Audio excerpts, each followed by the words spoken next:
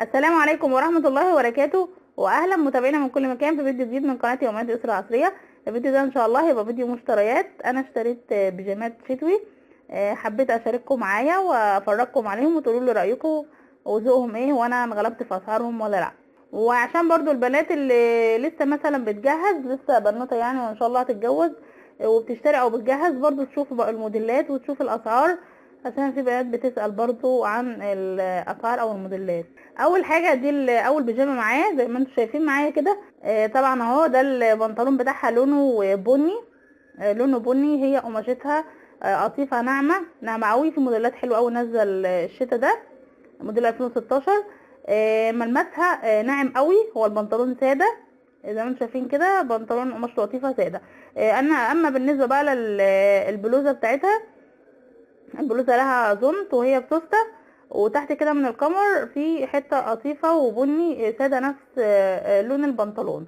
والكمام كمان بتاعتها ليها اسوره نفس لون البنطلون. وقماشتها حلوه قوي، القماشات نازله جميله وناعمه وحلوه في اللبس قوي. وكمان جاي معاه هاف بوت، كل الترنجات بقت معاها هاف بوت، بتدفي طبعا في البيت وحلو قوي في الرجل، تبقى شكلها تدي شكل جميل ومنظر حلو في اللبس. خلاص دي كده اول ترنج الاول ده سعره انا جبته ب 250 بصراحه بقى، ما اعرفش انا غلبت فيه ولا لا. اما تاني ترنج معايا ده طبعا موديله يعني الموديل بتاعه ارقى شويه.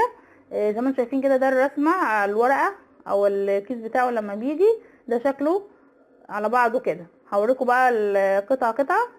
اول حاجه معايا الهاف بوت طبعا، بس ده خامته ارقى شويه واحلى وعاليه. طبعا هو شكله زي ما انتم شايفين كده، اللي هو عامل زي تايجر او مور كده، ابيض في اسود في الوان. ده هو البلوزه من فوق لها زمط وله كده زرارين بس مش بيتفتحوا، والكم كمان، ولها جبتين، ليه جيبين اهم.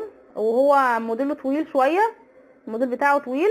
اما بقى بالنسبه للبنطلون، البنطلون بقى طالع ده جلد، وش الجلد والوش التاني قماش من نفس اللون اهو زي ما انتم شايفين كده. الناحيه التانية نفس لون البلوزه القماشه بتاعته، انما الوش التاني جلد. في اللبس طبعا بيبقى شكله خرافه، بيبان الحاجه بتبان لما بتتلبس، وهو حلو قوي. بس ده ثمنه 300 جنيه الواحد ب 300.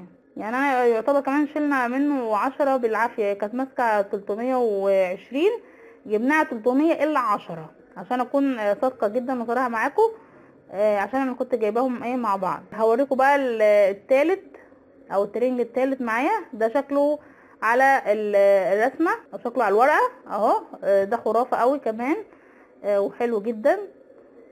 هوريهولكم بالتفصيل. معايا هنا البلوزه بتاعته، البلوزه بتاعته اهو، هو لونه احمر في اسمر. من تحت كده هي باستك، ماسكه كده استك ونظامها طول شويه وباستك، ولها جبتين برضو. والكم في الاخر كده الاسوره بتاعته فيها نفس اللون الاسمر القطيفه وهو بزمط. اما بقى بالنسبه للبنطلون بتاعه تحفه جدا، لان هو لونه اسمر قطيفه، ناحيه قطيفه والناحيه التانية جلد.